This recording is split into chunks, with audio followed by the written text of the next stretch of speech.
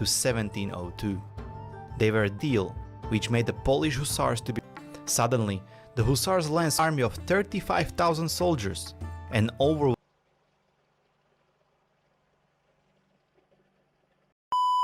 Hey guys, it's been a minute. We checked out some historic videos from Poland, and I'm so excited to be checking out Winged Hussar, Deadliest Cavalry Forces in the History of Mankind.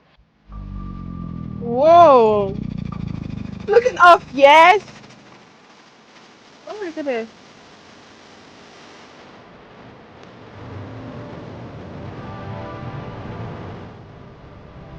What?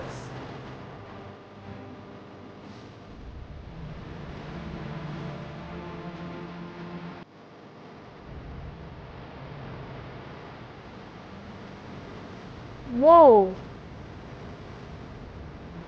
We only see things like this in the movie, but I'm just thinking about being present in that, memory, being the person in the forefront. Like, what does it feel like?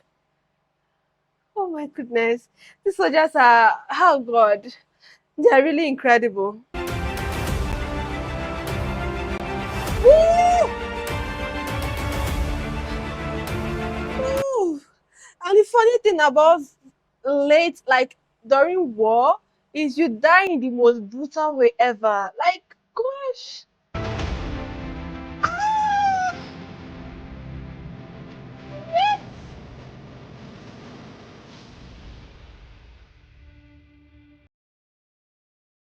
Cavalry throughout the history has been one of the most important factors when it came to winning battles. There have been a lot of famous cavalry units that have been romanticized in the ancient times, such as Persian cataphracts or Yeah, companion the cavalry Persian during the one. reign of Alexander the Great. Yeah. Both are noteworthy and have been important building stones of Persian and Macedon empires. However, not a single cavalry unit had as much of an impact on a country's dominance over their neighbors for centuries as the famed Winged Hussars. Winged Hussars were a heavy cavalry formation active in Poland and in the Polish-Lithuanian Commonwealth from the 1503 to 1702. They were a dominant fear-mongering hurricane of horses and steel, which made the Polish Hussars to be respected and held in a high regard even during the Napoleonic era, long after their disbandment. Whoa. Their epithet is derived from a large rear wings, which were intended to demoralize the enemy during the charge and also just face it, because they looked unique and freaking cool. Contrary to the popular belief, Hussars originated in the mercenary units of exiled warriors from the Balkan region of Europe. Mercenary lancers of Serbian origin, known as the Raskians, were frequently hired to counter the Ottoman Sipahi and Delhi cavalry. In the 15th century, the Hussars based on those of Matthias Corvinus were adopted by some European armies to provide light and expendable cavalry units. Wow. The true Winged Hussar arrived with the reforms of the King of Poland and Grand Duke of Lithuania, Stephen Bathory, in the 1570s, and was later led by King John III Sobieski. Most Hussars were recruited from the wealthier Polish nobility known as Szlachta. Each Hussar, tovarищ, or comrade in English, raised his own pochet or retinue. Several retinues were combined to form a Hussar banner or company. Over the course of the 16th century, Hussars became heavier in character.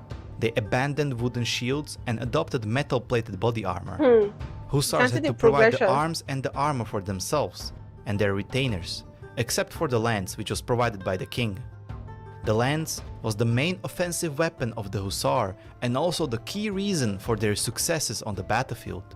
One of the reasons that the European armies were turning to firearms and away from the cavalry charges was the appearance of pikemen or infantry equipped with two-handed pikes. That infantry made the charges of lance-bearing knights largely obsolete, and knights' one-handed lance couldn't be as heavy as the pike and therefore had to be shorter. Consequently, the knights couldn't reach beyond the pikes, so charging was out of the question.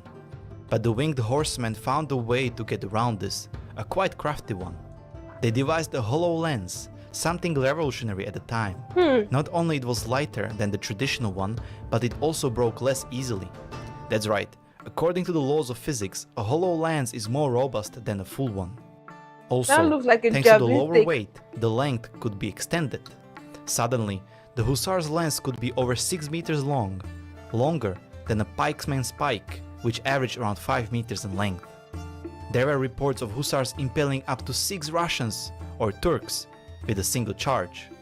Moreover, the shabla, or saber in English, was carried on the left side, and several types of the sabers were known to winged hussars, including the renowned shabla husarska. Not only are these men very strategic, but their the weapon they carry are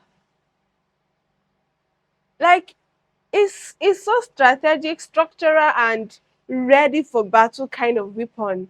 Actually, it's prepared for battle, ball. Whoa! Some hussars used battle axes and even war hammers. Later, they proved their adaptability when they embraced pistols. They protected themselves with an armor made of steel which was light, weighing around 15 kilograms.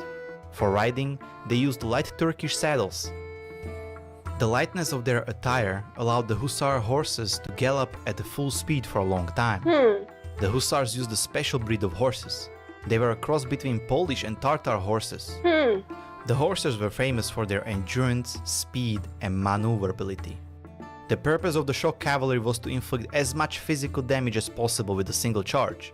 But great military minds of the past realized that the emotional factor is as important as the physical one. That's why winged hussars started polishing their armor so it became more visible and bright. It is also the reason why they wore leopard or bear skins on their shoulders, and the most importantly, why they attached eagle wings to themselves, hence getting the name the Winged Hussars. In an era where it was unlikely that you would ever see a neighboring city, what were you supposed to make of the rapidly approaching heavily armored legion of vengeful, glittering angels? The only problem was that the only wealthy nobles could have afforded the hussar equipment and a horse. For example, the hussar horse was worth more than an entire village. Therefore, winged hussars were a very important but also precious unit and hardly expandable. This high entry level meant that there were never more than 10,000 of them at any one time, usually only a few thousand. Besides the famous Battle of Vienna in 1683, the winged hussars won most of the battles they fought. In 1610, at the Battle of Klushino, 5,000 winged hussars defeated the Russian army of 35,000 soldiers, and over. You don't mean that? 5,000? 5,000? That's like seven like infantry more of the. I'm sorry, this is unspeakable, to be honest. These people are not only are they fierce, they are strategic, and they just know how to bring a man down. Overwhelming odds of being outnumbered 5-1. Later, they marched into Moscow, captured it, and held onto it for 2 years. A feast that even the greatest military minds of history, such as Napoleon Bonaparte, and warlike superpowers such as German Empire in World War I and Third Reich in World War II were unable to recreate.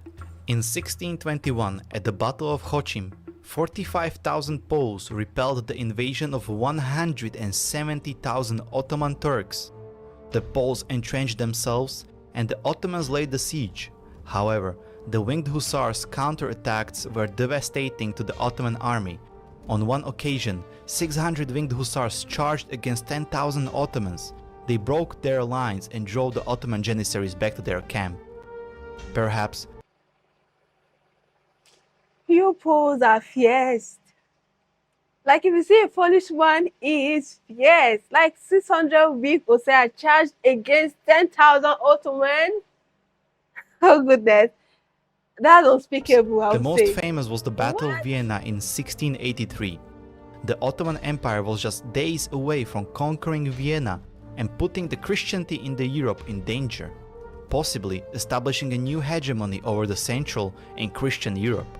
However, the King of Polish-Lithuanian Commonwealth, John III Sobieski, arrived just in time to save the day. He led 18,000 horsemen to charge down the hills, which became the largest cavalry charge in history. The victory was so decisive that it eventually led to the decline of Ottoman Empire and created a power vacuum in the region, which was later used by the Austro-Hungarian Empire. In 1694, at the Battle of Hodov, 400 winged hussars stood up against the 40,000 Crimean Tatars and defeated them. The Poles nicknamed the battle the Polish Thermopylae. The end of the hussars' glory came a few years after their greatest victory at the Battle of Vienna. In 1702, at the Battle of Klishov, the Swedish army led by the famous Charles XII destroyed the winged hussars. Really? It was the signal of the downfall of the famed cavalry. After nearly 2 centuries of dominance, the adversaries of Polish-Lithuanian Commonwealth started adapting and learned how to counter this unstoppable force of steel and flesh. The hussars' opponents began using so-called Frisian horses. These were spiked obstacles that stopped cavalry charges. The firearms improved rapidly and caused more damage to the horsemen. Whoa. Their reputation had also suffered, as the quality of the soldiers seeking to join them visibly decreased, as well as the slumping Polish economy were the main reasons behind the end of the hussars. Oh. From then on, the winged hussars took only part in ceremonies, as they became too expensive to raise and obsolete in the new modern warfare, which led to the public giving them a mocking nickname, the funeral soldiers. Oh no, that's not good. The Polish They actually parliament fought abolished them bravely in their era. 1776. Yet, after the partition of Poland, the tradition of skilled hussars lived on, some of which kept a fear-mongering reputation while serving in Napoleon's armies. Today, the hussars are but a memory that conjures the lost glory of Poland's early modern period. Some of their accessories have become prized elements of the museum collections. At Kornik Castle, there are 3 lances. At the Wawel Royal Castle, you can see a winged suit of armor, while on display at Warsaw Polish Army Museum is an ornate hussars horse stack for parades. The Polish hussars are depicted on the commemorative 200 zlotych gold coin, and the badge of the Polish Army's 1st Armored Division is inspired by the armor of the winged hussars. Despite their fall from grace, their unique innovative design and legendary fearsomeness Yeah, I still means remember. that their image has continued to last through all sorts of stories for the last 230 odd years since their dissolution. No doubt, the hussars will continue to inspire many for years to come. The winged hussars were the deadliest cavalry in the history of humankind. They won most of the battles they fought, even when outnumbered by the enemy. Yeah. The sight of the winged hussars inflicted fear in the hearts of the opponents. They achieved a legendary reputation. The stories about their feats circulated across the Europe, Russia, and the Ottoman Empire. Everyone knew and feared the angels of death.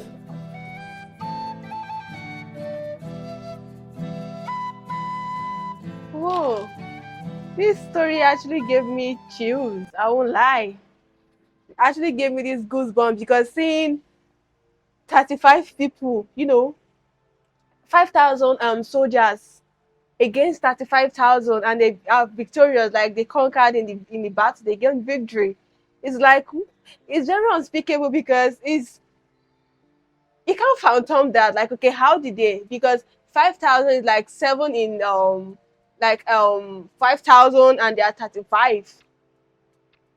7 times 7 will give you that 35, but it's just a portion of them, and these people are feared, and I see the reason why they are actually the deadliest cavalry force in the history of mankind. Because aside from their downfall, I would think their downfall is based on revolution and the economic factor not be able to give them the equipment they need, because at the point they were using some guns and the stuff they showed there, and those things cost money. You guys, this was actually very brave and impressive to see. Let me know what you think about this video down below. Do not forget to like, subscribe. I love you guys, and bye.